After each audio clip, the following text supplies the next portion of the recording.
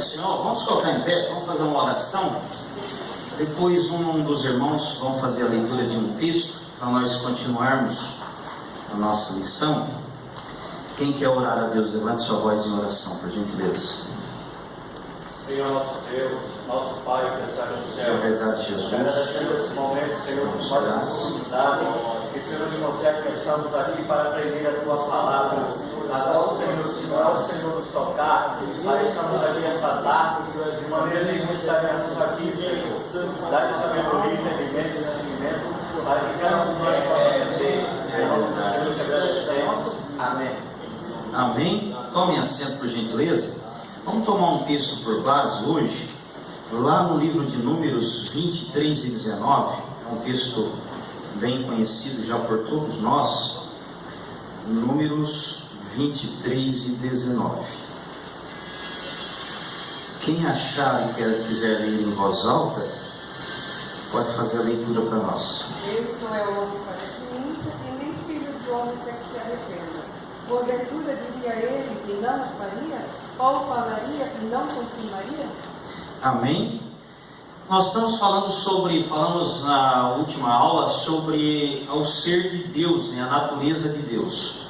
E ao falar sobre a natureza de Deus, nós vamos encontrar, como nós mencionamos sábado passado, que Deus ele não tem o intuito que o homem de falar de si mesmo, como a Bíblia não é uma biografia, mas o propósito de Deus através das Escrituras é falar acerca da salvação. Mas nós vamos entender nas Escrituras que a Bíblia, através de alguns atributos de Deus e através dos seus nomes, nós vamos conhecer um pouquinho do ser de Deus.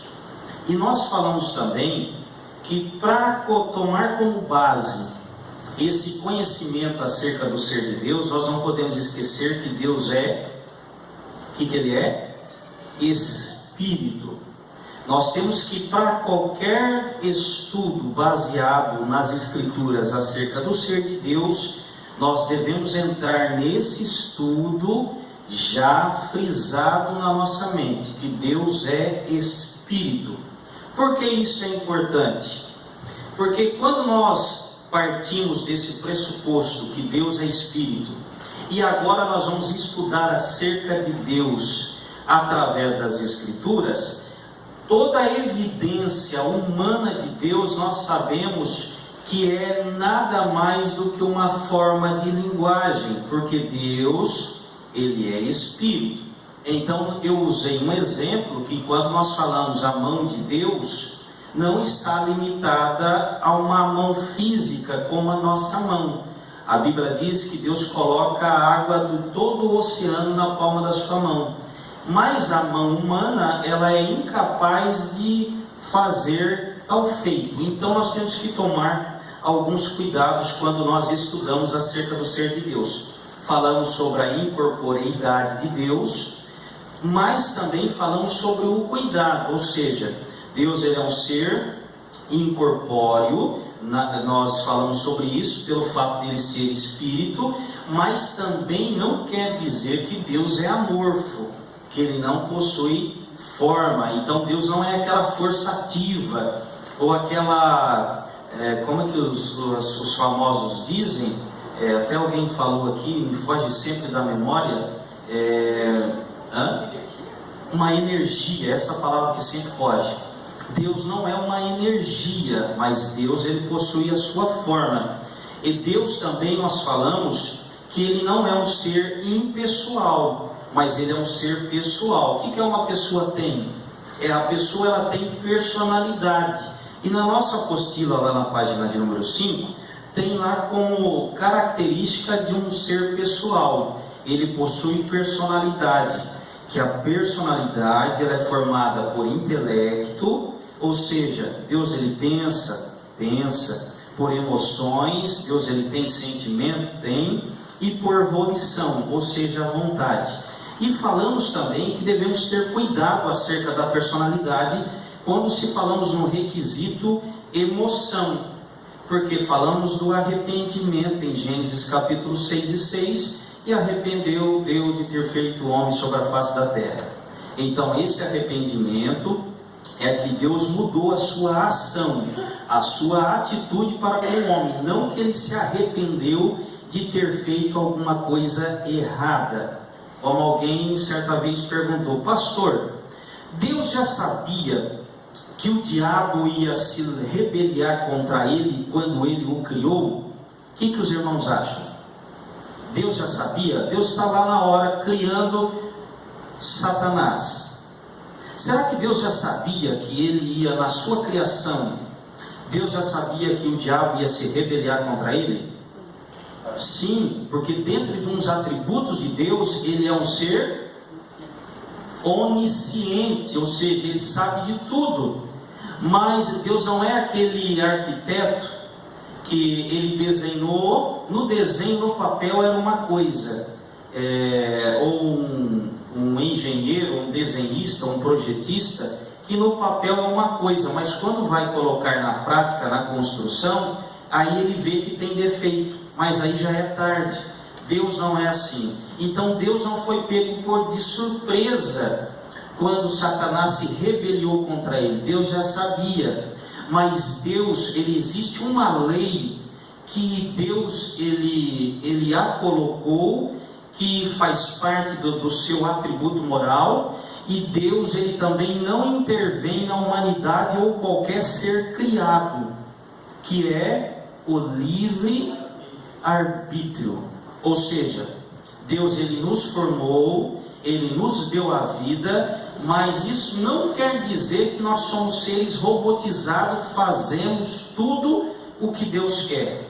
Nós não somos assim, mas ele nos dá o direito de escolha. Porém, não quer dizer que Deus ele errou no seu projeto, ele foi pego desapercebido, ele nos projetou para o bem, mas ele não sabia que lá na frente nós iríamos desviarmos do trajeto, do caminho que Deus projetou. Então esse cuidado com a personalidade de Deus, quando fala do arrependimento, não quer dizer que Deus errou, mas que ele mudou a sua disposição. Quando nós entendemos isso, nós já podemos entrar em um assunto chamado antropomorfismo. Que antropomorfismo, nós vamos ver que nada mais é do que uma figura de linguagem existente no âmbito da linguística, que nós vamos aprender algumas coisas acerca desse nome, que parece ser um pouco diferente para nós, não somos acostumados a ouvir isso, mas ele é muito importante ao nós estudarmos as Escrituras.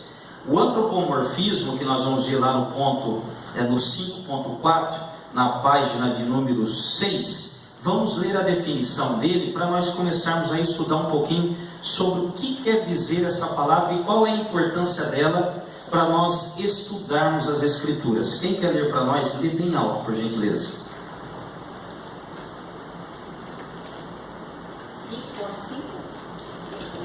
5.4.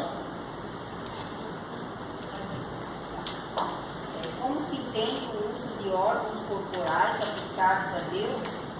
Isso é facilmente explicado quando, à luz da hermenêutica, esse uso é identificado como uma atitude. No caso, é tecnicamente chamada de antropomorfismo.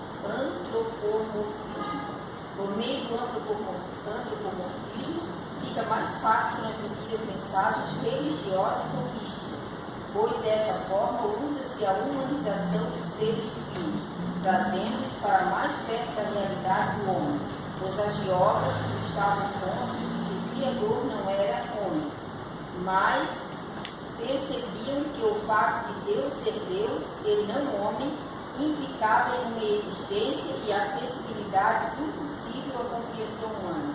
Por isso, referindo-se ao Eterno, usavam copiosamente os vocábulos que se designam corporeidade. Importante salientar que não usaram esse vocábulo apenas ao Eterno, mas também aos seres inanimados. Assim, de Deus é dito que... Até aí, obrigado. Então, ou seja, o que é antropomorfismo? O que está dizendo ali entre parênteses? Vem de dois termos gregos. Primeiro, antropos, que quer dizer homem. Quando se fala em antropologia, fala estudo do homem. Estudo daquele que olha para cima. Você não vai encontrar no reino animal o animal olhando para cima, né? Tu vai ver o boi olhando para cima, vendo se vai chover ou não. Então é o estudo daquele que olha para cima, do homem, antropologia. E também nós temos lá morfe, quer dizer forma. Então quer dizer o que? Homem, forma, ou seja, a forma de homem atribuído ao ser de Deus. Então, quando vamos tentar entender, imagine você a voltar mais de 5.000 anos atrás, quase 6.000 anos atrás, Deus se revelando ao homem.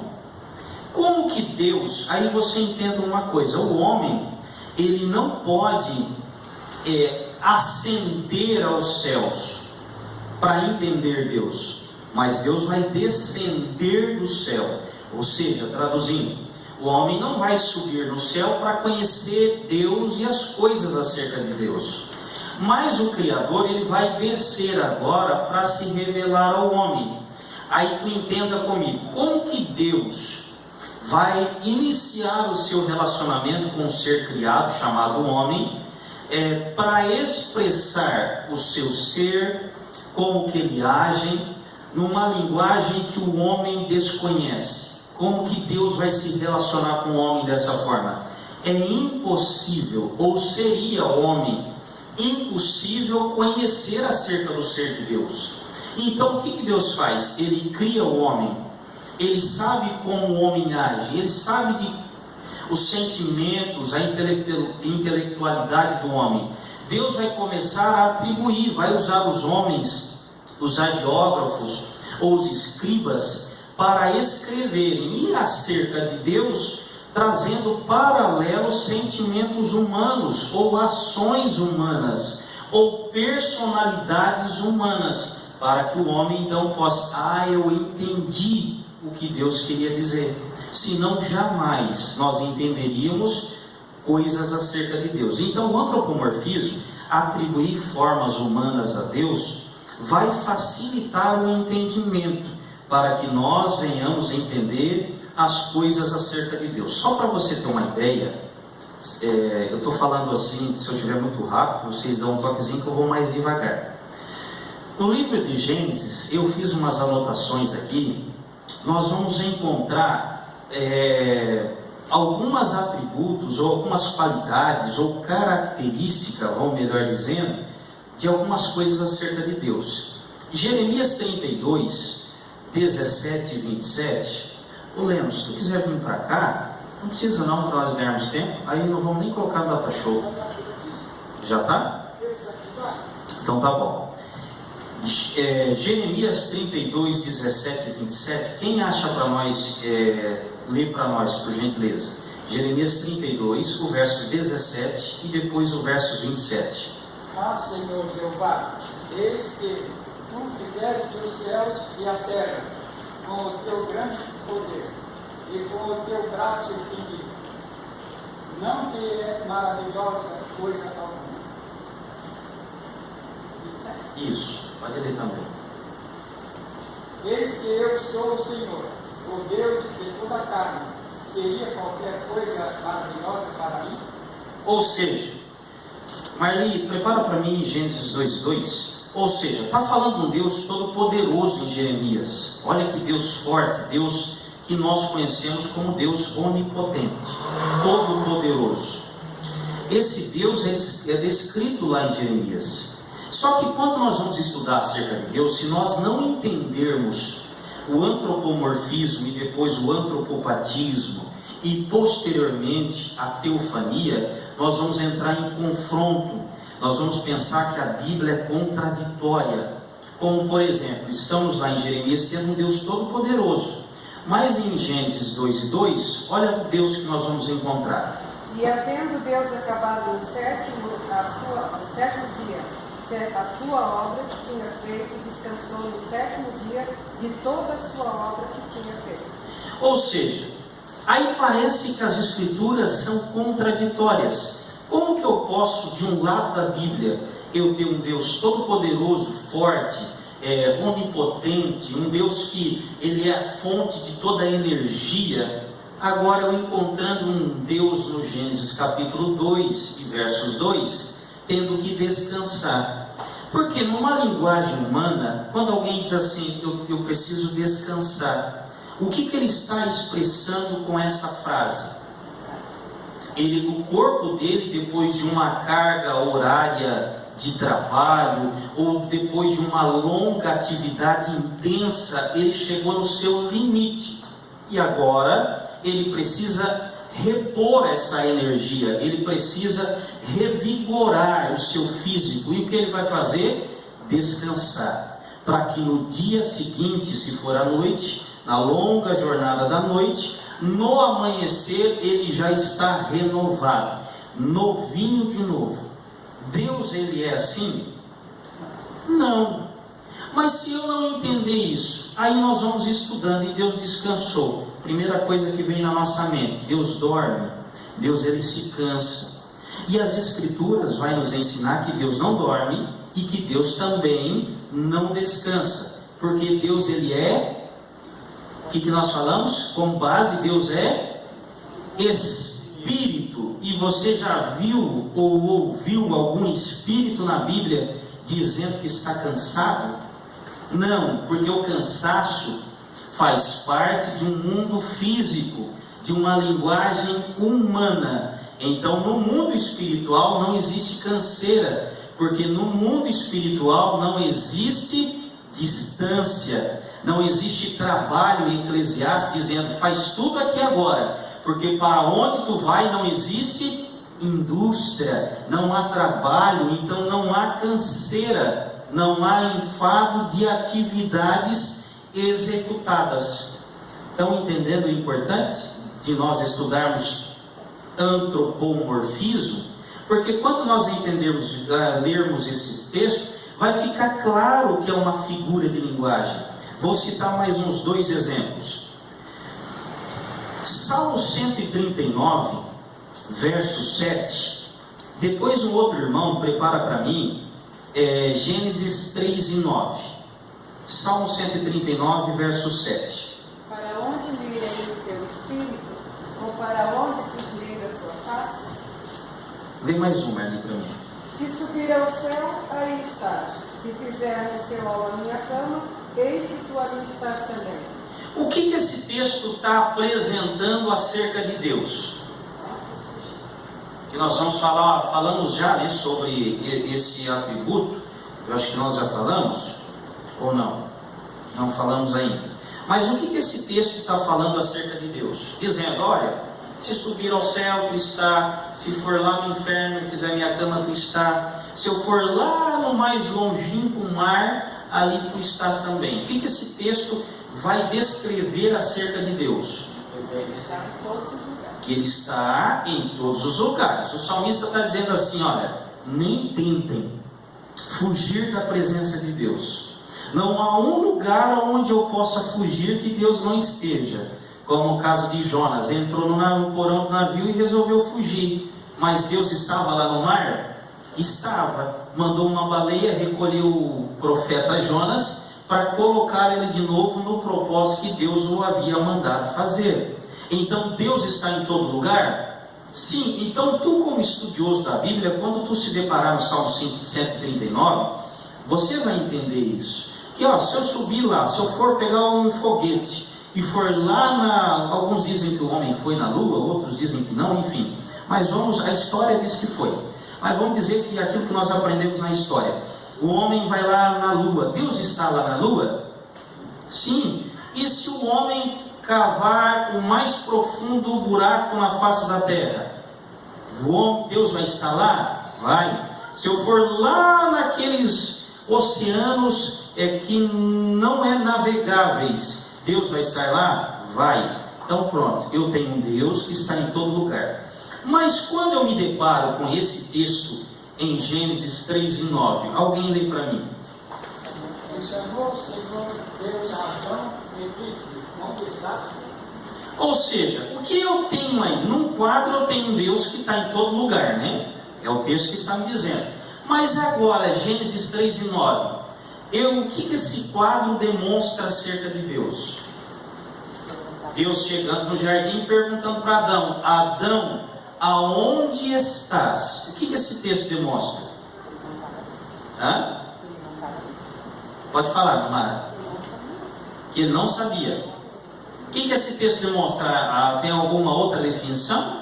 Que Deus não sabia onde Adão estava? Sabia. Ele estava mostrando que Adão não teria como responder.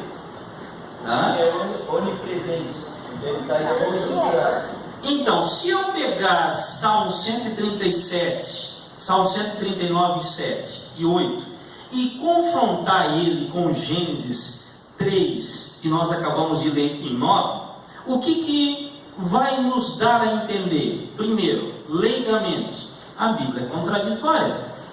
Por quê? Como que Deus está dizendo que o salmista, ou ele usou um uso de linguagem chamado hipérbole, colocando um exagero, dizendo que Deus está em todo lugar, ou a Bíblia é contraditória, porque Deus agora chega no jardim. Imagina Deus a cena, ele chega no jardim e começa a olhar atrás das árvores, dizendo: ué, cadê o Adão? E começa a gritar desesperadamente no jardim: Adão, aonde tu estás?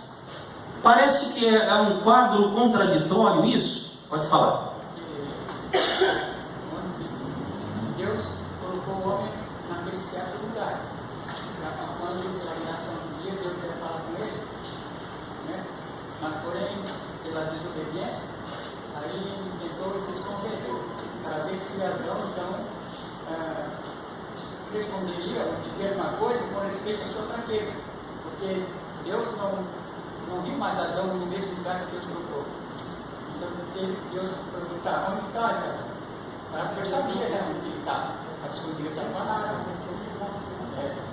O senhor está 100% certo dentro da sua colocação. Só que a questão é que nós estamos analisando é a linguagem textual.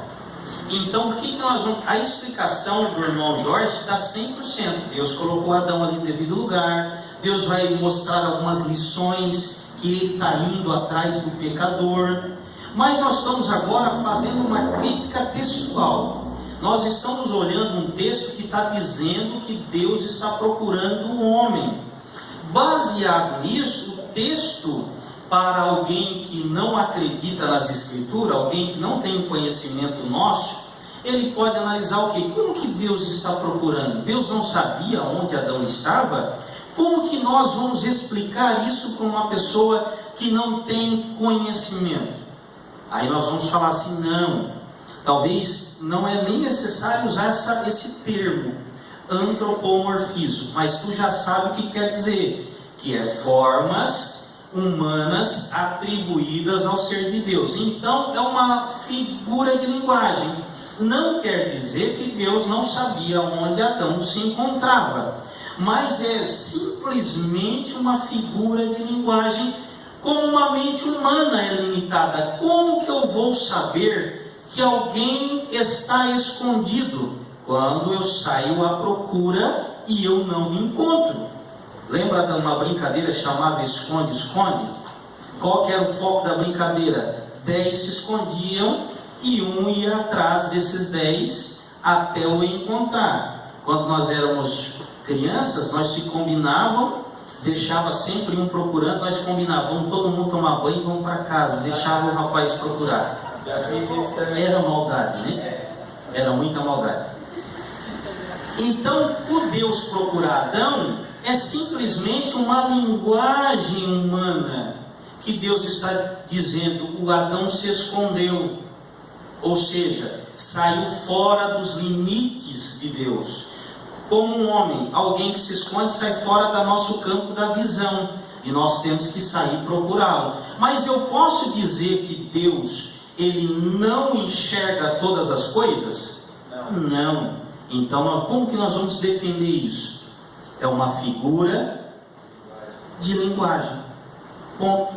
Para que nós venhamos entender. Por quê? Nós temos, depois nós vamos entrar em antropopatismo, acerca do sentimento, alguns louvores aí, alguns hinos que eles vão além da figura de linguagem, que nós temos que tomar algum cuidado nisso. porque senão nós humanizamos Deus demais. E nós temos que tomar muito cuidado, não humanizar Deus demais. Temos que entender que somos criaturas, hoje salvas, lavadas, redimidos, chamados filhos, mas somos criaturas de Deus, não somos criadores ou co-igual a Deus. Então nós devemos tributar a Ele toda a reverência. E nós vamos entender ainda mais 1 João 3:20. Eu só vou ler mais esse para nós não ficar tomando muito tempo. Pastor, Pode falar. eu imagino assim, ó, que Deus lida com a gente da forma que a gente possa entender, né? Ele vem no nosso nível. Ele entra no nosso Ele mundo. entra no nosso nível porque Ele sabe da nossa limitação. Sim. Né? O fato de Deus procurar é mais ou menos quando eu pego uma criança e eu vejo que ela fez uma arte, eu chamo ela e eu pergunto para ela. Sim. Quem fez isso? Porque na verdade eu quero que ela se responsabilize pelos atos dela. Eu acho que foi o que Deus fez com Adão. Justamente. Se responsabilizasse pelos próprios atos, mas infelizmente ele jogou a culpa por cima de outra pessoa. É aquilo que nós iniciamos e a conclusão que a irmã Mary falou. A irmã Mari, nós não entramos no mundo de Deus, mas Ele precisa entrar no nosso mundo e relacionar conosco. Então Ele vai usar a nossa linguagem, o nosso modo de agir, o nosso modo de procurar, Ele vai ensinar a correção, porque Ele ensinou e hoje nós aprendemos que devemos corrigir, né? Não que Deus aprendeu conosco. Primeiro Deus ensina e depois nós vamos aprender a viver na forma de Deus.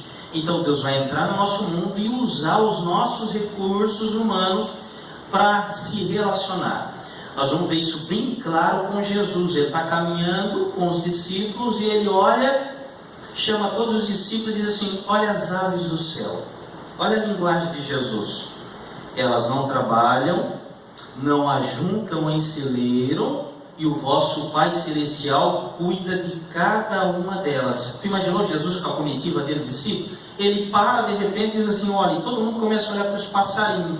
Ele vai pegar algo do mundo visível, físico, humano, para ensinar uma lição para os seus discípulos. Ele não pegou os serafins, os querubins, o arcanjo, mas ele usa coisas visíveis e conhecidas do universo humano. Ele vai caminhando, olha os lírios do campo. Todo mundo para e vai olhar os lírios. Nem mesmo Salomão, com toda a sua glória, se vestia como um deles. Daqui a pouco eles estão caminhando e Jesus, ele olhou um semeador que saía para trabalhar e ele começou a observar. Uma parte da semente caiu no meio do caminho, outra caiu entre as pedras, outra entre os espinhos, mas uma boa parte caiu em terra boa. Ele vai pegar esse contexto e vai aplicar o ensinamento aos discípulos, numa linguagem camponesa e simples. Na verdade, nós que complicamos, mas Deus ele é muito simples para se comunicar com o homem. Ele desce numa simplicidade com o homem que quando nós que tornamos Deus numa linguagem quase inacessível. Mas Deus é simples. Vamos lá para o 1 João 3:20? Pastor, mas isso não quer dizer que ele vai ter que corresponder todas as formas que eu quero? Porque, tipo assim, nós estamos muito assim de achar que Deus não está lá naquela boate porque Deus não, nós botamos um outro de lugar e Deus não pode estar. Né? Então, ele não é obrigado a corresponder a isso porque eu penso que é desse jeito, né? Nós vamos mais ou menos depois falar um pouquinho sobre isso. Os nossos corações. Então é um Deus que está... Tu imagina Deus? Que quando fala coração na Bíblia, está falando sobre a mente humana. Deus conhece tudo que passa na nossa mente. Então falou coração, lembra da mente. Porque quem pensa? É o coração ou a mente? A mente. Então, ou seja, antes o salmista diz: antes que a palavra viesse à minha boca, eis que logo o Senhor tudo sabe. E antes da palavra vir à boca, ela está onde? Amém. Na mente. Eu estou pensando. Eu não falei ainda, eu estou pensando. Mas antes de você pensar, Deus já sabe o que você vai dizer. O texto está dizendo. Mas quando eu leio Gênesis 22:12, alguém lê bem alto para nós, que eu só vou ficar nesses três comparativos. Gênesis 22:12 fala de um Deus primeiro que está lendo o pensamento, sabe de tudo na mente do homem, E agora Gênesis 22 e 12. Então disse: não estendas a tua mão sobre o moço, e não lhes faça nada, porquanto agora sei que temes a Deus, e não me negaste teu filho, o teu único. Ou seja, o que esse texto está dizendo? Se nós analisarmos ele criticamente, o que ele está dizendo aí? Assim, criticamente, que Deus acreditava na fé do seu filho, que quer matar o filho para mostrar que quer fé em Deus. É isso? Mais nua e mais crua um pouquinho da tua afirmação. Vou fazer você entender. Então Deus está acompanhando Abraão até a subida do monte.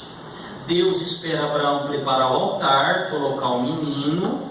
Quando Abraão pega o cutelo na mão, que ele vai matar o filho, Deus está esperando até esse momento, como que dizendo: será que ele vai fazer ou será que ele não vai? Quando Abraão levanta para matar, ele entra e diz: agora eu sei, porque antes eu não sabia, eu esperei até agora. Então agora eu sei que tu ia matar mesmo. Será que é assim? Não, Deus já sabia de tudo. Quando Deus escolheu Abraão, Deus já sabia da capacidade de Abraão. Deus foi preparando Abraão nesses longos anos, chama aos 75, 10 anos de peregrinação em Canaã, faz uma promessa que dura 25 anos. Deus está preparando Abraão para esse dia. Mas Deus já sabia o que Abraão ia fazer. Deus não ficou esperando até o último minuto e dizer: agora eu sei que tu me ama. Não, Deus já sabia. Mas como que nós vamos explicar isso? É só uma forma de linguagem, para que agora você saberia disso? Se Abraão não fosse parado, você saberia que Abraão seria capaz de fazer? Não. Então isso é lição para nós, mas é para nós conhecermos o que Abraão seria capaz de fazer, mas Deus não.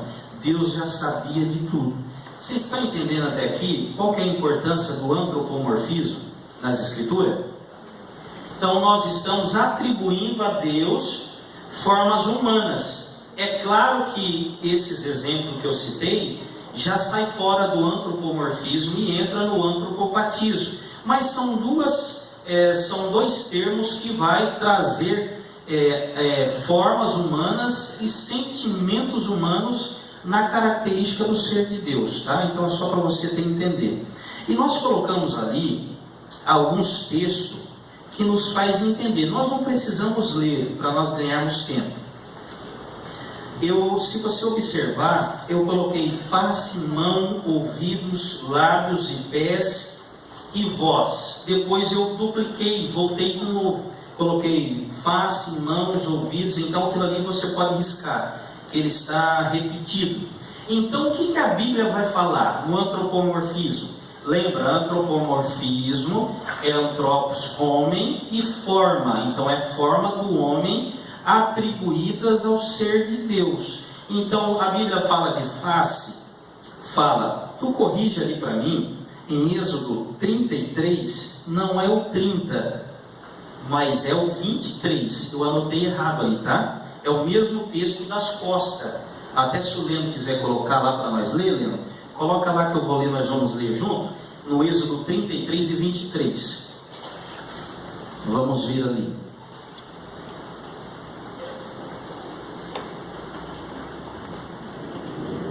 (33, 23). Quando for, tu dá um ok para mim, né? Deu? Olha lá o que diz, ó. E havendo eu tirado a minha mão, me verás pelas costas, mas a minha face não se verá. Quanto antropomorfismo nós temos dentro desse texto? Vamos lá, primeiro. Mão, costas e face. Mãos, costas e face. O que é antropomorfismo mesmo? Figura de linguagem. Figura de linguagem, que o seu objetivo é fazer o quê? Humanizar Deus, dar formas humanas ao Deus. Colocar formas humanas ao ser de Deus. Então nós temos mãos, costas e face. Até aqui tudo bem? E nós vamos ter os outros exemplos: ouvidos, lábios, pés, voz, narinas, dedos, aí coloquei olhos, pálpebras e língua. Todos esses antropomorfismos nós vamos encontrar nas Escrituras, mas é só sempre lembrar que ao você encontrar uma forma humana atribuída a Deus, lembra que como base desse encontro você tem que lembrar que Deus é Espírito, para que depois nós vamos ver ali em alguns hinos cantados, no antropopatismo e até no antropomorfismo, que traz umas coisas muito exageradas. Vamos lá para a página 7, o antropopatismo. Depois nós voltamos para a teofania. O antropopatismo diz lá, relacionado ao antropomorfismo e à teofania, encontramos o antropopatismo. Que quer dizer o quê? Antro, lembra o que quer dizer? Homem. E patos, sentimento, afeto, paixão. Da mesma forma que aquelas, o antropopatismo é uma figura de linguagem que neste caso é usado poeticamente para ilustrar sentimento, paixões, afetos atribuídos à pessoa de Deus. Na visão dos hagiógrafos, os antropopatismos registram os afetos humanos que marcam a figura de Deus, os seus sentimentos a Ele atribuídos. Ou seja, Deus possui uma forma humana nas Escrituras, mas Deus também possui sentimentos humanos que são descritos na Escritura, para que nós venhamos a entender. Deus sentindo desgosto, Levítico 20 e 23. Na hora que tu colocar, dá um ok aí, lembra?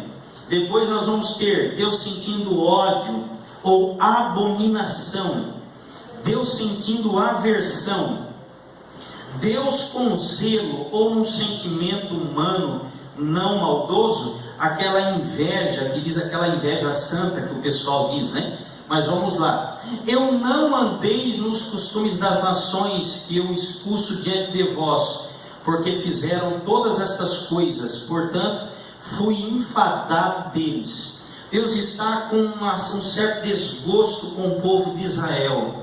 Ele prepara Israel para uma finalidade, mas Israel está olhando para as nações, querendo ser igual às nações. Então Deus cria assim uma certa, sabe aquele desgosto? Sabe aquele filho que às vezes um pai cria, investe nele, dá de tudo para ele, lá no final ele acaba praticando coisas que vai contra o princípio paterno, o princípio familiar. É o mesmo sentimento de Deus. Ele vai registrar lá em Jeremias, se não me falha a memória, ou Ezequiel, que ele viu Israel nascer. Lembra de uma mensagem que eu preguei? Ele estava sujo no sangue, como se fosse da placenta, ele estava em volta da sujeira, e todos que passavam não davam nada por ele, mas ele passando ouviu o choro da criança e criou, ela cresceu, ficou uma donzela formosa, os seus seios se avolumaram, e todos agora olhavam para ela e queriam possuí-la. E Deus, ele vai usar essa linguagem, uma linguagem humana, para comparar com o seu sentimento. Isso fala de antropopatismo. Vai falar sobre vingança, cólera, alegria e arrependimento. Mas agora eu quero que você entenda que tanto o antropomorfismo, a forma humana aplicada ao ser de Deus, ou o antropopatismo, sentimentos humanos atribuídos à forma de Deus, ele é diferente da teofania. Esses dois termos, tanto morfismo ou patismo, ele quer dizer o quê? São formas de linguagem. Então não quer dizer que a mão de Deus é como a do homem e que o sentimento de Deus é como o homem. Então é forma de linguagem. Mas existe um outro termo aqui que nós vamos conhecer, que faz parte desse estudo que nós estamos estudando acerca da natureza de Deus, que é a teofania. Então, teofania é diferente desses dois termos, antropomorfismo e antropopatismo. Por quê? Quem lê para mim a definição da teofania? São assim chamadas de manifestações visíveis de Deus. Tal vocábulo é a junção de dois termos gregos, teos, Deus, e fania, manifestação. As teofanias podem ser de dois tipos. Teofania visível inclui aparecimento de um anjo em forma humana, uma chama na sarja ardente, em fogo, fumaça e trovões no monte Sinai, como um ancião de dias. E B, teofania audíveis, inclui a voz de Deus no jardim, o ciclo tranquilo. Segura para mim, pode segurar. Só para mim primeiro diferenciar. Eu tenho uma conclusão para fazer ainda do antropomorfismo e antropopatismo. Só para você entender. Então, quando você fala de antropomorfismo e antropopatismo, linguagem, figura de linguagem no texto. Só que quando eu falo de teofania, são aparições visíveis de Deus. Então entenda uma coisa comigo. Primeiro eu tenho a escrita, que está no antropomorfismo e antropopatismo. Mas a teofania sai do campo da escrita e vai para aparições. Então quando eu ler lá, apareceu Deus a Abraão, isso é antropomorfismo, antropopatismo ou teofania? Teofania. Por que a teofania? Porque há uma aparição de Deus. Mas quando eu falar arrependeu-se Deus de ter criado o homem, é antropomorfismo, antropopatismo ou teofania? Antropopatismo. E Deus e a terra escabelos para os pés do Senhor. É antropopatismo, teofania ou antropomorfismo? Por quê? Porque nós temos o que ali? Nós temos uns pés. Entender até aqui a diferença? Então tudo isso, a teologia vai nos fazer a entender que ora é sentimento humano atribuído a Deus, que horas é forma humana atribuída a Deus e que ora é uma aparição visível de Deus que vai se dar em visíveis e audíveis. Tudo bem até aqui? Estão entendendo bem? Mas agora deixa eu só concluir o antropopatismo e o antropomorfismo, que a nossa atualidade ela tem exagerado, passado além dos limites das formas atribuídas a Deus e dos sentimentos atribuídos a Deus. Aonde que esta geração tem passado dos limites? Nas melodias. Por quê? Nas escrituras ela não vai passar do limite, ela vai apresentar Deus de uma forma respeitosa. Mas nos louvores atuais, nós vamos encontrar você como crítico, ou melhor, vou melhorar essa frase, tiro o crítico. Mas você como estudioso das escrituras, você vai começar a analisar mais os hinos que são cantados. Tem muitos hinos que eles trazem de uma forma um Deus muito humano, que não é o Deus do qual eu sirvo, nem você. Eles trazem Deus numa linguagem muito humanista ao extremo. Tem alguns exemplos que eu coloquei aqui, de alguns hinos, como por exemplo, tem um hino que tem uma frase que diz assim, Deus marcou na sua agenda. Esse hino está dizendo o quê? Que Deus, com uma mente um pouco regada de uma amnésia, Ele precisa marcar na sua agenda o dia da nossa vitória. Como que agenda se fala de obrigações a se cumprir. Ninguém que tem uma agenda não marca alguma coisa por conta de uma obrigação.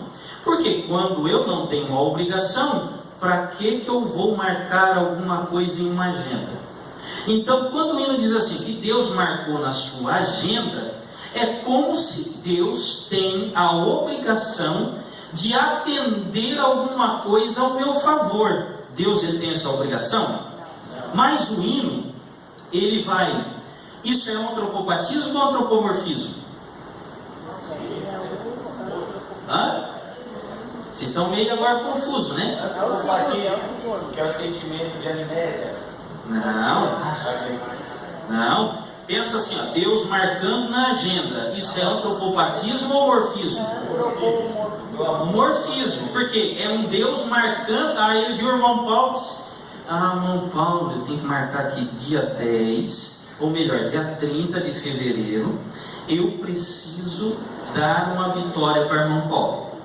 Poderia até ser, né? Porque esse dia nunca vai existir. Então fica no campo de Deus. Mas o pessoal quer marcar assim, ó, dia 1º de março, Deus ele tem que me dar a vitória. Como aquelas profecias que eu já recebi muito. Conta a partir de hoje, tantos dias. Como se Deus é obrigado a entrar num retrocesso de calendário, que ele tem esse tempo para cumprir alguma obrigação humana. Por isso que uma igreja muito moderna, uma igreja que eles começam a humanizar muito Deus, eles colocam Deus em obrigações, o qual a Bíblia nunca o coloca. Então, quando o texto diz, Deus marcou na sua agenda, isso não tem nada a ver com Bíblia. Pastor, isso é licença poética. Não tem nada. Quando se diz de relacionamento entre um homem e Deus, não existe licença poética. E eu vou mais além, depois eu vou mostrar um exemplo. Os salmos, os maiores cânticos registrados na Bíblia, encontramos aonde? Em Salmo. E nós não vamos ver exagero ou como uma licença poética para humanizar Deus. Muito pelo contrário. O salmista, ele coloca Deus num posto tão elevado que eles, a alguns momentos no seu salmo, ele diz: como cordéis do inferno o Senhor me livrasse. Ele colocou ele lá no inferno e colocou ele, Deus, lá no céu, assentado no seu trono, e ele precisando de um livramento de Deus. Vamos encontrar isso muito nos salmos. Mais alguns hinos, como eu coloquei aqui, ó. Minha audiência ele já marcou. Está marcada a minha audiência. Canta muito, né? Minha audiência ele. E o que ele mais diz? O que diz na audiência depois? Garantiu de novo que eu serei o vencedor. Existe essa promessa na Bíblia? Não, Deus que se revela para o homem. Não existe essa revelação. Tem alguns que acrescentam o texto, que diz assim: como eu já venci, vós. Mas o texto não diz, eu venci. Não está dizendo que nós venceremos. É claro que venceremos. Porque a Bíblia diz assim: aquele que vencer que for até o fim, dar-lhe-ei a coroa de glória. Quer dizer o quê? Quando você chegar ao teu ciclo de vida, for fiel até o fim, você vai receber uma recompensa de Deus. Mas não quer dizer que nós vamos vencer de uma forma triunfante em tudo na vida. Não quer dizer. Will, por gentileza, a minha cachorrinha saiu ali fora. Dá uma olhadinha lá para mim. Eu acho que alguém abriu a porta da casa lá e ela saiu à esquerda, tá? Ah, Jesus. Vocês entenderam? Isso não é porque nós não estamos atribuindo a Deus nada, né? Mas vamos lá. Então esse hino, a audiência já marcou, garantiu que eu serei. Eu não encontrei isso no Novo Testamento. Não tem uma garantia, a não ser em Apocalipse, que diz o quê? A coroa da vida para aquele que vencer. E esse vencer não é triunfar em tudo na vida, mas é o vencer a fidelidade da caminhada cristã. Eu tenho mais um hino que diz assim, ó: Deus assina com a caneta que a tinta não se acaba. O que ele está dizendo? Que se Deus escreveu, aí tem alguns que dizem assim, eles usam até versículo bíblico que não existe, que Deus escreve certo por linhas tortas. Eu queria encontrar esse versículo na Bíblia. Isso é provérbio popular. que Deus escreve certo por linhas tortas. Aonde está escrito? Não, meu Jesus, ele escreve certo por linha certa, porque não tem erro nele, linhas erradas, não tem. Tem outro hino que diz assim: o martelo de Deus, quando bate, ninguém revoga. Tá certo, mas quando que Deus vai bater o martelo? Olha, tem que cuidar, hein? Aonde que a Bíblia fala de Deus batendo o martelo? Quando comparecer diante do trono branco, bater o martelo e dizer: apartai-vos de mim, maldito, para o fogo eterno, pois eu não te conheço. Nós não vamos passar por batida de martelo, vamos passar pelo bema, o tribunal de Cristo, acerca de conta, mas martelo de Deus nós não vamos ouvir, porque nós não estamos esperando uma sentença de Deus, porque eles colocam Deus dentro de um tribunal, e nós vindo e Deus dando um veredito ganho ao nosso favor. Mas aonde que vamos encontrar isso? O que Jesus disse? Vamos lá, nós vamos para uma audiência. Vamos lá, estamos numa audiência diante do Senhor. Senhor, eu vim aqui porque esse cidadão, ele me obrigou a correr 1 milha. Aí vem o outro: qual que é a tua causa? Senhor, eu vim aqui porque aquele outro cidadão, ele deu um tapa na minha face. Aí Jesus, ele vai olhar: ah, ele te obrigou a correr 1 milha. Sim, vai com ele 2.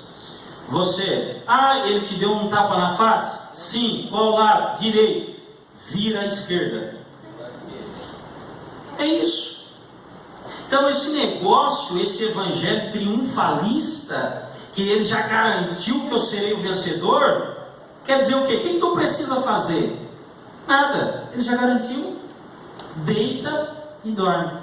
Como aquele hino: remove a minha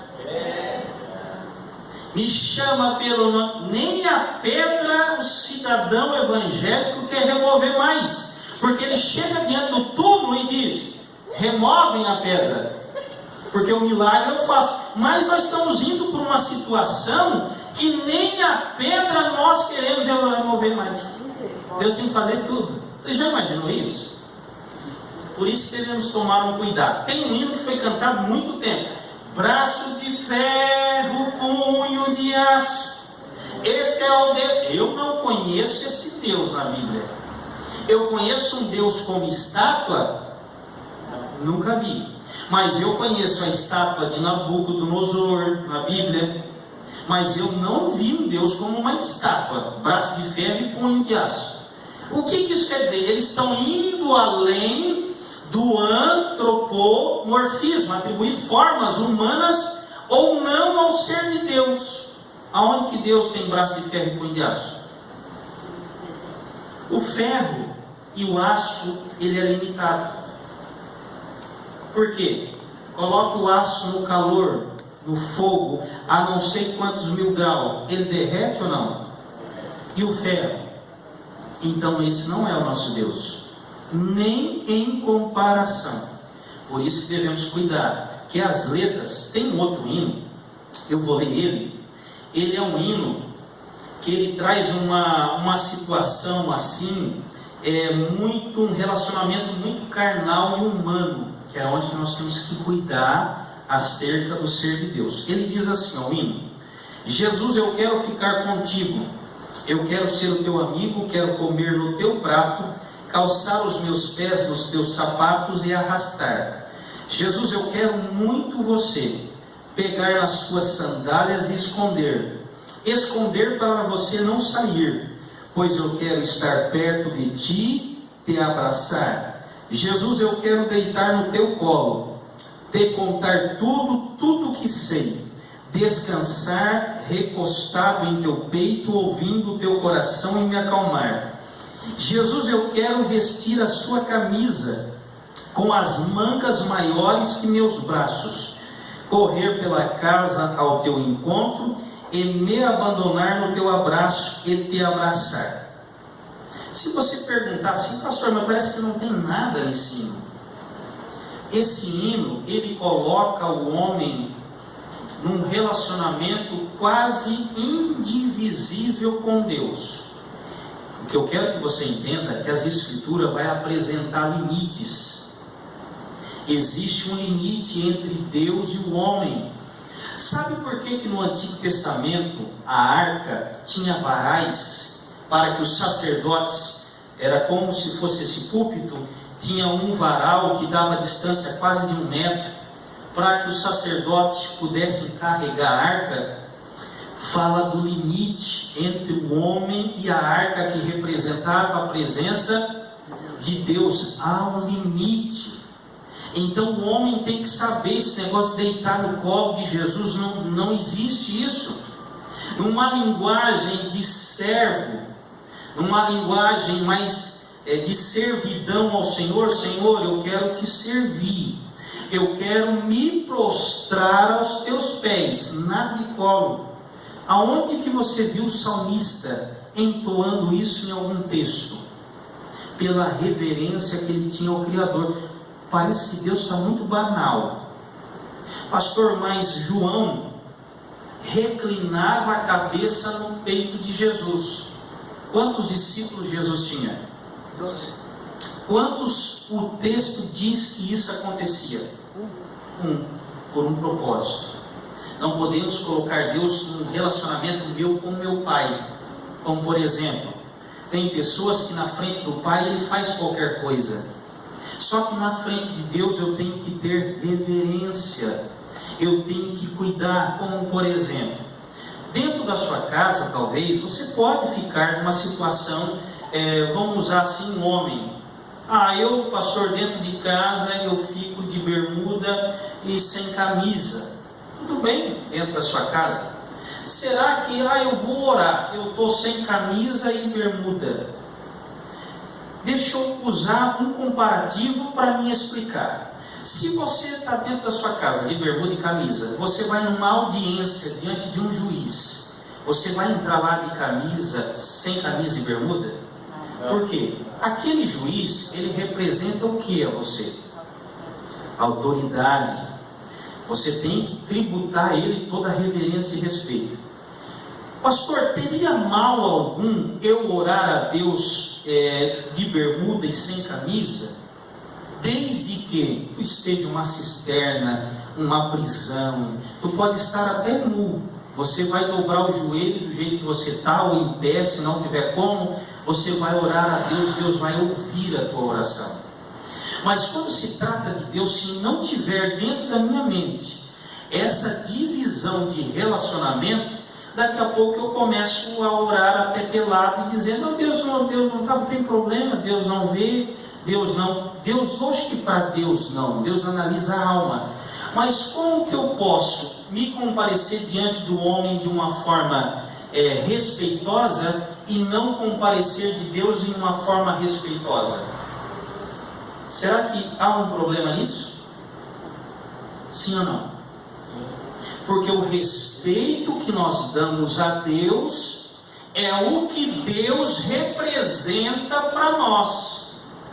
Então eu não posso chegar para Deus e dizer: cara, eu preciso que tu, mano, resolve essa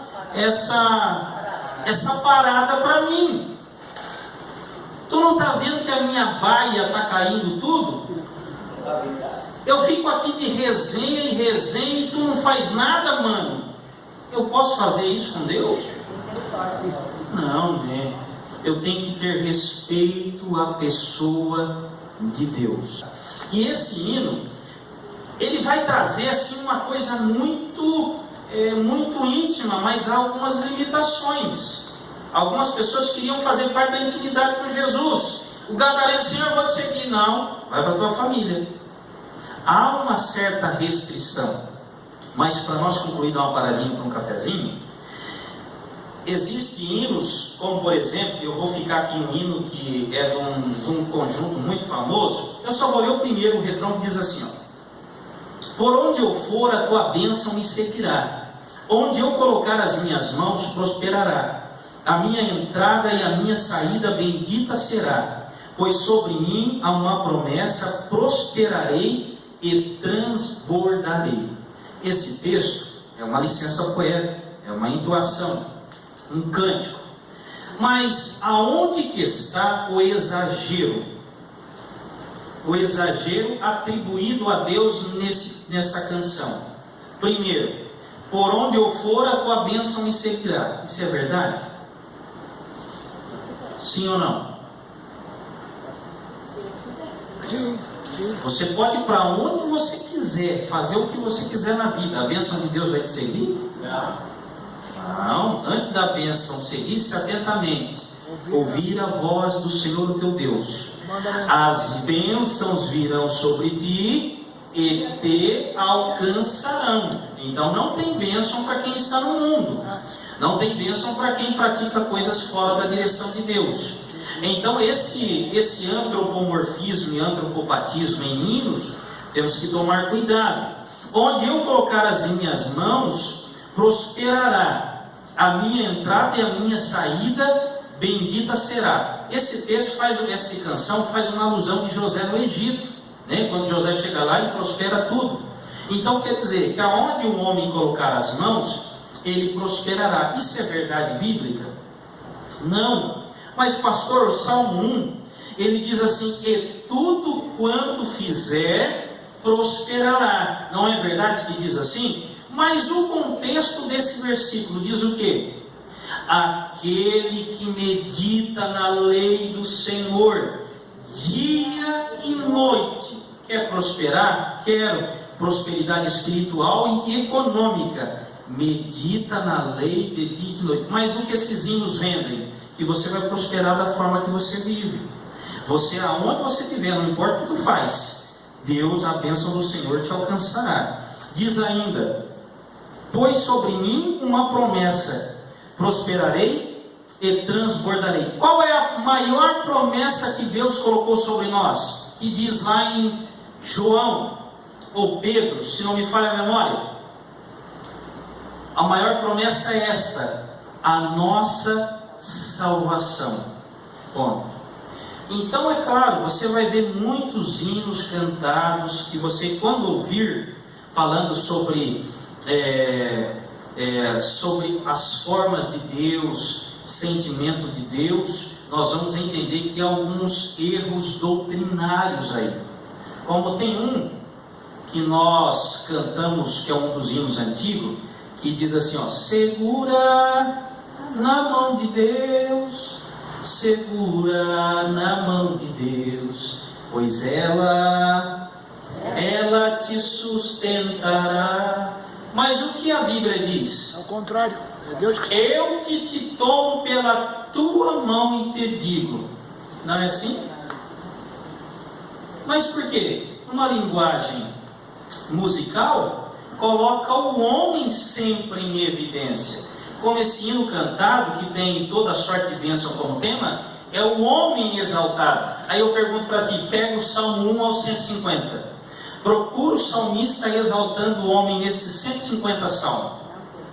Tu não vai encontrar um. Tu só vai encontrar ele dizendo: não me lance fora da tua presença, porque eu não sou ninguém, porque eu estou caído, tu tirou eu do charco de lodo. Só vai encontrar isso. Então os hinos atuais, eles exageraram a forma humana e o sentimento humano atribuído a Deus, colocando o homem acima ou igual a Deus.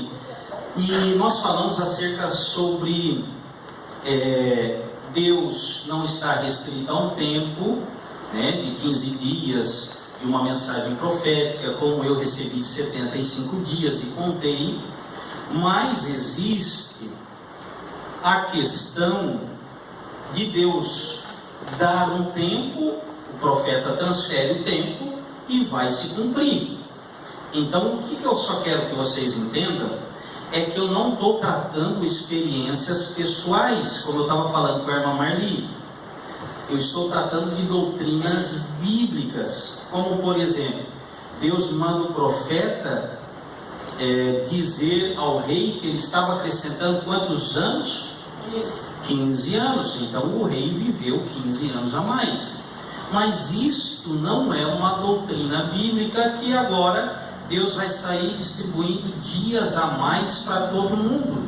Então o que eu estou tratando acerca de, como eu mencionei acerca de tempo. Isso quer dizer que não é doutrina. Mas Deus, ele é atemporal. Se Deus, como por exemplo a Bíblia diz, que um dia para Deus é 1000 anos, é a mesma coisa. Se Deus usar um profeta para se dirigir a você e dizer: meu filho, conta a partir de hoje 25 dias. Esse tempo é para Deus ou é para você? É para você, porque Deus vive fora do tempo. Deus, ele é atemporal. Só que é 25 dias para mim. Tu começa lá, 1º, 2º, 3º, 10º, 11º, 20º, até 25. Aconteceu. Isso é regra? Não. É uma experiência que Deus honrou a palavra que saiu da boca do profeta, que na verdade foi um cumprimento da sua vontade. Mas não quer dizer que todo mundo que profetiza dando data é uma doutrina bíblica, e nem todas elas vão se cumprir. Até aqui tudo bem? Então, se Deus usou alguém, direcionou você uma data de um tempo, um cumprimento de uma promessa, como que você vai saber se é de Deus ou não? Quando der o tempo da data prevista e vir a concretização da promessa. Se não se cumprir, foi Deus que mandou? Não. Mas e se cumprir? Foi Deus que mandou, mas é uma doutrina? Não. Só um propósito divino. Nem tudo provém de Deus. Uma outra coisa que nós estávamos conversando ali atrás é acerca de experiência pessoal. Eu estava falando que nós não podemos ter esse sentimento que nós vamos deitar no colo de Jesus, que nós vamos ficar lavando os pés de Jesus, até porque Jesus hoje, ele já está no seu corpo glorificado, ele já está nos céus, então ele é o meu Senhor.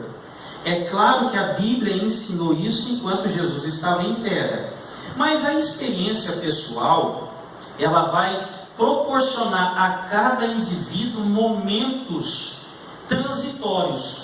Momentos, o que é transitório? Ele vai existir por um tempo, depois ele acabou. Eu conheço uma irmã que, na simplicidade dela, ela foi, trocou o lençol da cama, a fronha dos travesseiros, e ela disse assim: Jesus, deita aqui hoje que eu quero falar contigo.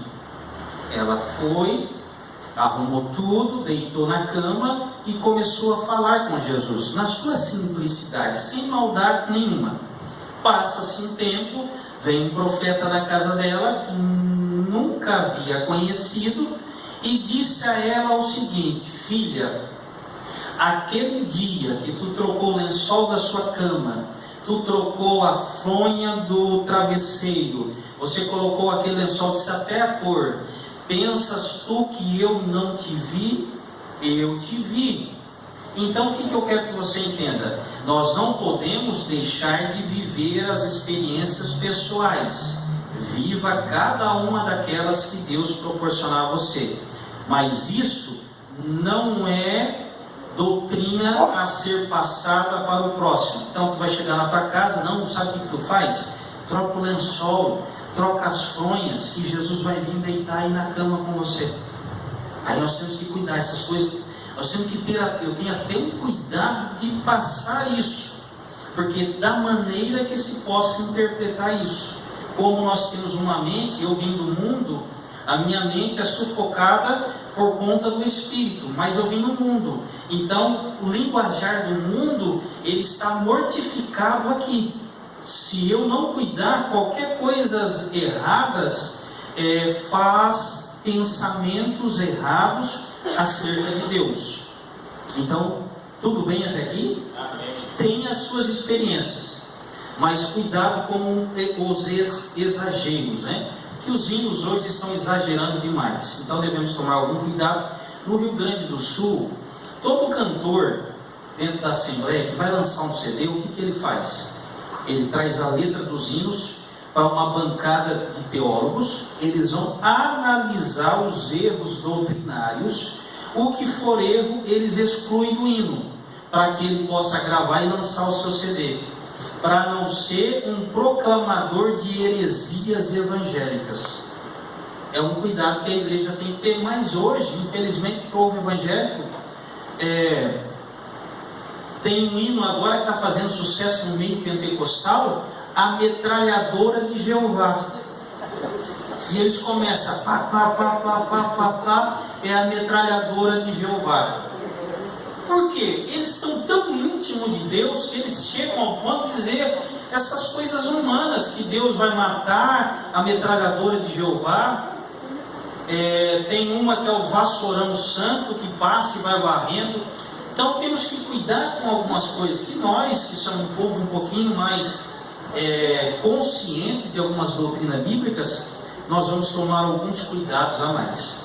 Até aqui tudo bem? Então, só para você entender: antropomorfismo, forma humana; antropopatismo, sentimentos humanos que são atribuídos a Deus; e a teofania, que nós vamos conversar agora, que são as aparições de Deus, visíveis e as audíveis. As visíveis, nós temos lá, a aparição de um anjo em forma humana. Aqui, irmãos, nós temos que tomar um cuidado. A aparição de anjos em forma humanas. Se Deus quiser, Ele pode enviar um anjo à sua casa. Ele vai conversar com você e você não vai saber que era um anjo. Deus pode fazer? Pode. Então devemos tomar um cuidado, que Deus ele tem. Às vezes Deus pode permitir experiências. Alguém vir à nossa casa, um anjo por mandado de Deus.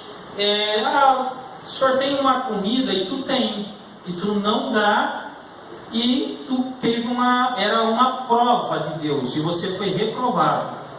Por isso que o escritor aos Hebreus diz que nós devemos ter cuidado, que às vezes nós hospedamos anjos. Então devemos ter cuidado. Mas também, aí eu vou abrir um parênteses aqui, que nós não podemos colocar anjos no lugar que pertence a Deus. Como, por exemplo, no nosso meio pentecostal a coisa funciona assim: o culto começou, está em andamento, está todo mundo tranquilo, alguns bocejando, o outro quase que dormindo. Daqui a pouco o pregador pega e diz assim: eu estou vendo 3 anjos lá na porta. Eles dão um salto, cambalhota, faz aviãozinho, começa a entregar profecia. Aí agora eu vou falar um negócio para vocês. Anjo é maior do que Jesus? Não. Anjo é maior do que o Espírito Santo? Agora entenda, um dia eu falei isso com um obreiro, e ele ficou um pouco meio assustado comigo. Porque nós estávamos em um culto, e o culto frio. Mas quando o pregador falou de anjo, meu Senhor, mudou o ambiente da igreja. E essas coisas, eu fico um pouco triste. E eu não compactuo com isso. Por quê? Se eu sou templo do Espírito Santo, Ele habita em mim, o que eu quero com um anjo? Se Ele é o meu Senhor, a Bíblia diz: Ele dará ordem aos seus anjos ao meu respeito. Então, se os anjos vir, Ele está vindo fazer uma missão que Deus o enviou. Mas, porém, entre o anjo e o Espírito Santo que habita em mim, eu vou ficar com o Espírito Santo e com a presença de Jesus. Mas hoje, nós aqui, na questão de aparecimento de anjo em forma humana, nós vimos isso no Antigo Testamento. E hoje a igreja pegou a aparição de anjo, como uma igreja nos Estados Unidos, pastor brasileiro, colocou uma cadeira com um anjo, como a humanização de um anjo é mais importante do que a presença de Deus. E aí nós temos que tomar cuidado. Esse negócio que tinha uma oração aí mecanizada, coloca 4 lá, anjo lá, 4 a minha retaguarda, num raio de tantos metros, anjo. O que é isso? O que eu quero com anjo, irmão? Se eu tenho Jesus. Moisés, Senhor, Deus dizendo para Moisés: Moisés, eu não vou com esse povo é muito rebelde, a minha presença não vai com eles, porque se ela for, ela vai consumir essa turma, mas eu vou enviar o meu anjo para ir com vocês. Moisés: opa, quem vai? O anjo? Não. Se o Senhor não for, nós não arredaremos o nosso pé daqui, porque eu não tenho nada com anjo. Não foi anjo que morreu por mim, não é anjo que me criou, não é anjo que é o meu Senhor. Eu tenho com o Senhor. Se o Senhor for, eu vou. Se o Senhor não for, o teu anjo vai vir, mas ele vai ficar parado aqui comigo, porque daqui eu não saio. Isso é a visão do cristão. Então, anjo, irmão, é uma linguagem. Eu vou usar um termo para mais entender. É quase uma linguística. A linguística é um campo da literatura, ou um campo da nosso português, que ele vai o quê? Dar um pouquinho mais de estética no texto. Vai falar sobre hipérbole, metomínia, toda aquela forma de linguagem que é só para enfeitar. Quando se fala de anjo, é enfeitar o culto. Por quê? Para quê? Primeiro, o meu culto é para Jesus, o meu culto é para o Senhor. O meu culto não é para serafim, querubim e nem arcanjo. Então eu não preciso dele aqui para que eu venha externar a Deus a minha adoração, porque a minha adoração não é para anjo nenhum, é só para o Senhor. Pode falar. A Bíblia diz, em Salmo, que o anjo do Senhor acampa ao redor daqueles que têm vida. Então acho que já é o suficiente. Já é o suficiente para nos proteger, para ajudar tudo isso. O acampar ao redor, nós vamos ter uma ilustração muito prática sobre isso. Lembra de Eliseu com o moço que estava cercado? E Eliseu diz assim: Senhor, abre os olhos do moço para que ele saiba que maior é o que está conosco do que o exército que nos cerca lá fora.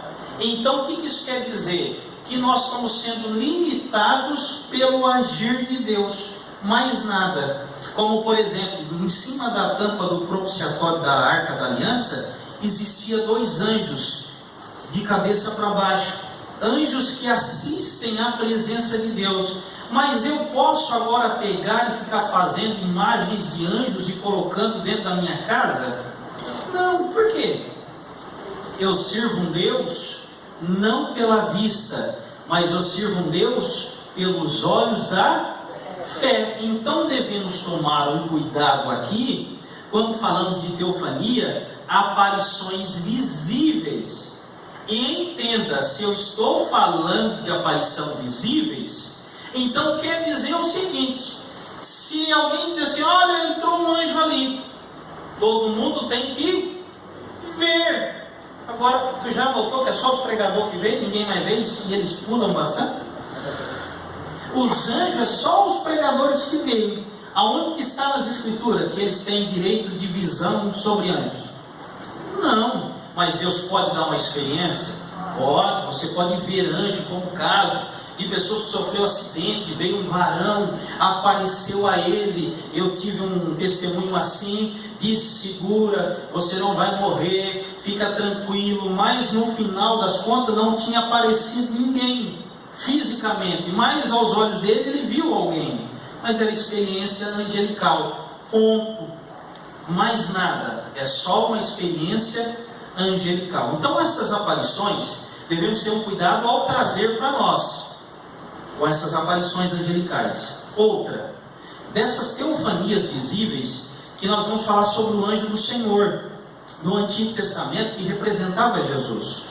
Mas existe um texto muito polêmico na Bíblia, em Gênesis capítulo 6, que a Bíblia diz assim, 1 e 2, e vendo os filhos de Deus, que as filhas dos homens eram formosas, tomavam para si as quais escolhiam. E alguns estudiosos da Bíblia entendem que os anjos, filhos de Deus, anjos mesmo ser angelical, ele tomou as mulheres da descendência de Caim, coabitaram com ela, e desse relacionamento nasceram homens gigantes na terra. Por quê? Humanizaram demais os anjos. Isso é um cuidado que tem que se ter ao estudar as Escrituras, ao humanizar os anjos. Como por exemplo, anjos, eles fabricam espermatozoide? Não. Os anjos têm saco escrotal? Vocês estão ouvindo isso na internet, não se assustem. Anjos não tem, né? Mas o que eles criaram uma lenda para poder defender isso? Que os anjos, eles se transformavam em mulheres para... eles falam dos anjos sucubus e incubus. Ou seja, eles sugavam na forma de mulheres, num relacionamento sexual com homens, o seu espermatozoide. Depois ele se transformava em homem e injetava o espermatozoide que ele absorveu nas mulheres. E aí nasciam pessoas com anomalias. Pode falar. Jesus responde essa questão, né? Quando ele diz, né, quando eles perguntam a respeito da mulher que morreu, tem 7 maridos. Certo. Quando ela morrer, quem será? Ele dá essa resposta. Não será assim, mas eles serão como anjos do céu. Que nem casam e nem se dão em casamento. Então vocês entenderam que a teofania é a mesma coisa, nós temos que respeitar as limitações. Teofania é a aparição angelical, né? Aparição de Deus em forma humana ou aparição de anjos em forma humana, mas com restrições, tá certo? Não podemos literalizar, apareceu humanamente da mesmo modo, mesma forma como o homem é. Não, a aparência humana, mas a sua essência é angelical. Entender? Só tem um, que era o ser angelical e teve uma forma humana 100%. Esse é quem?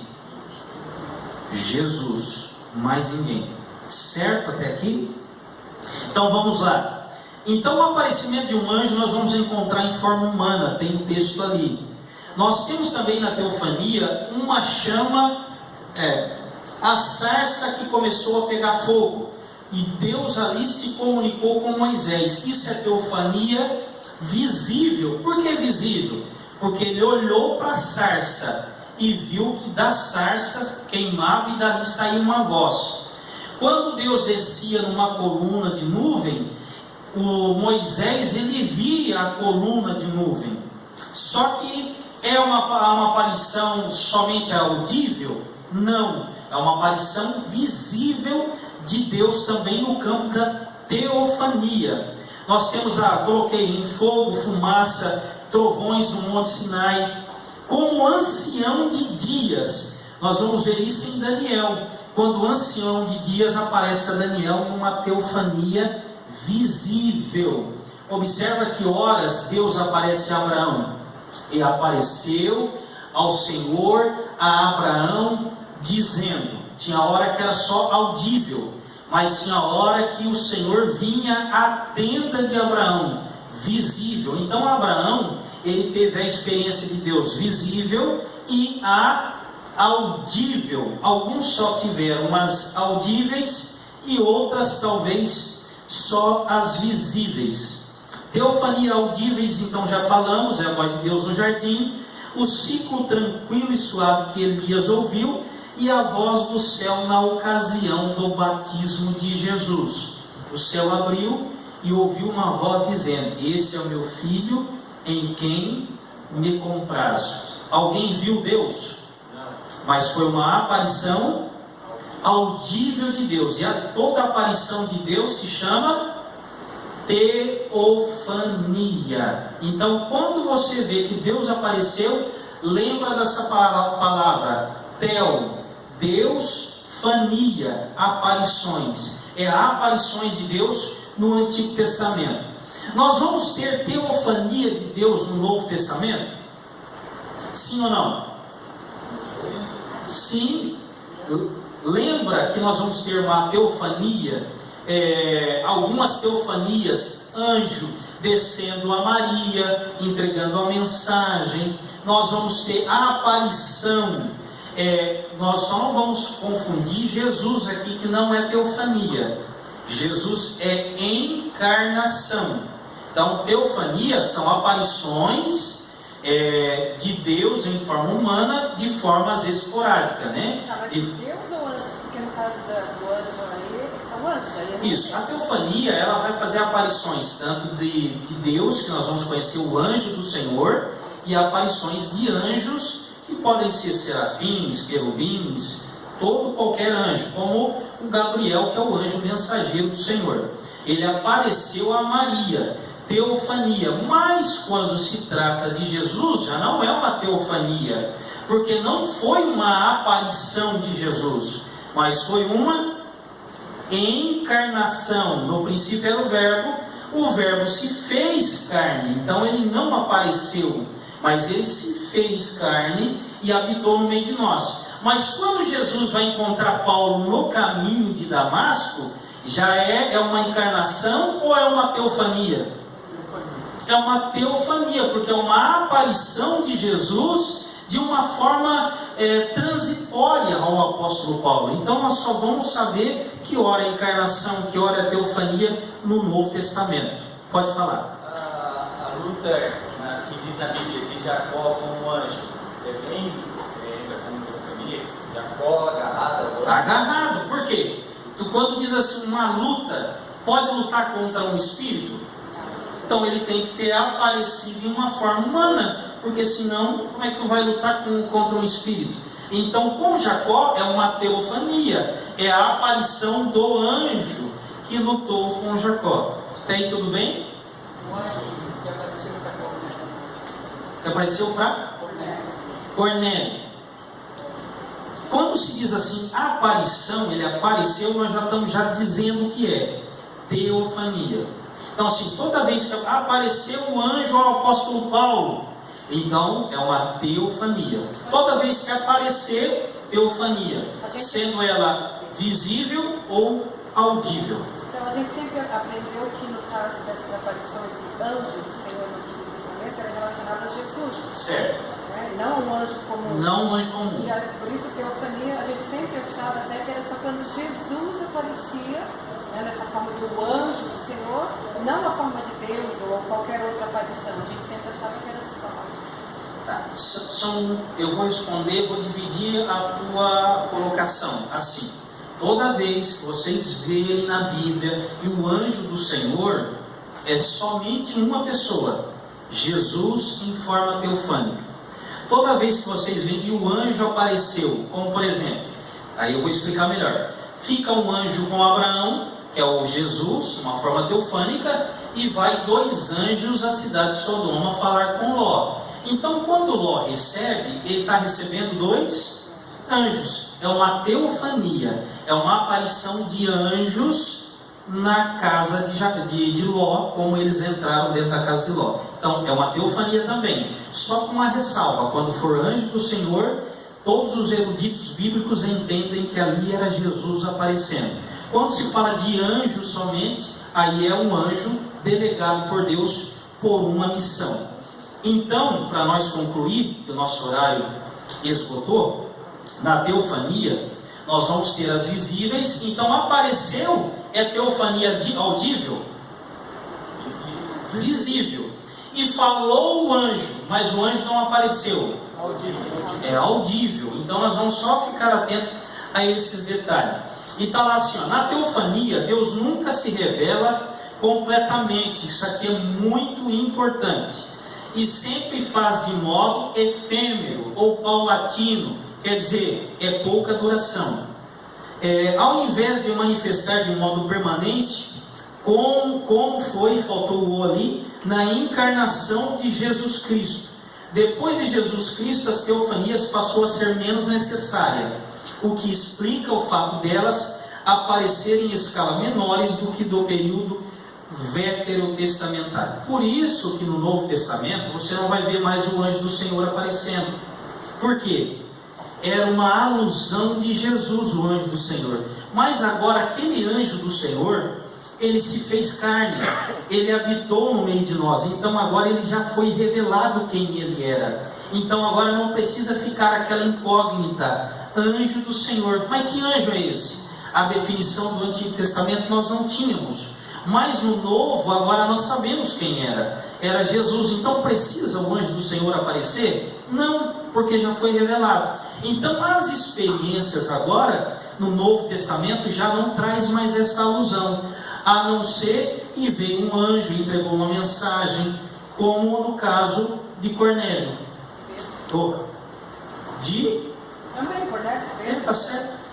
E no caso do próprio apóstolo Paulo, quando ele estava lá indo para a ilha de Malta. Então nós vamos ter essas experiências aí, tá certo? Então, para concluir, diz assim, concluímos então que as teofanias audíveis, visíveis, podem ser apresentadas de 3 formas: humanas, angélicas e também não humanas. Certo até aqui? Alguém tem alguma dúvida para nós concluirmos aí? Só para recapitularmos então. O que é antropomorfismo? Como é que é?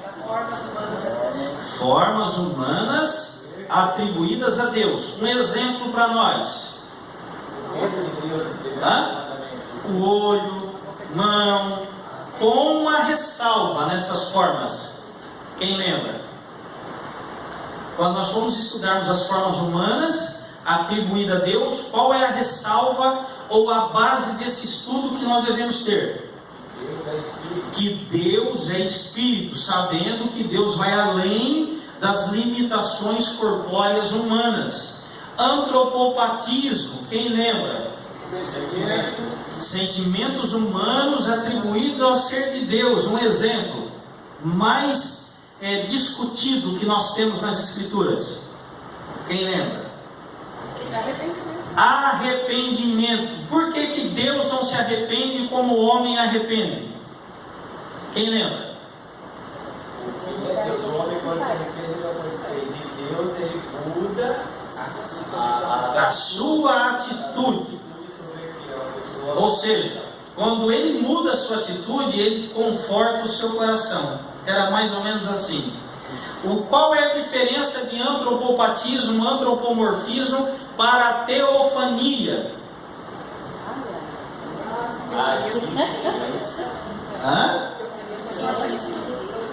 Teofania é uma aparição, sendo ela dividida em 2: visíveis e audíveis. Mais ainda, qual é a diferença da teofania, antropomorfismo e patismo? Qual que é a diferença?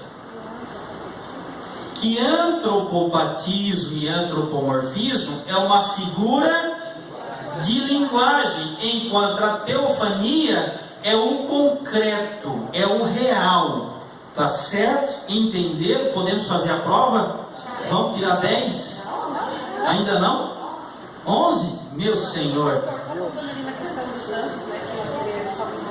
São ministros de Deus, né? Trabalhando a nosso favor. Sim. Então, assim, apesar de termos o Espírito Santo, Deus em missões especiais ainda envia esses anjos, né? Sim. Ministradores para... Sim. A Bíblia diz assim,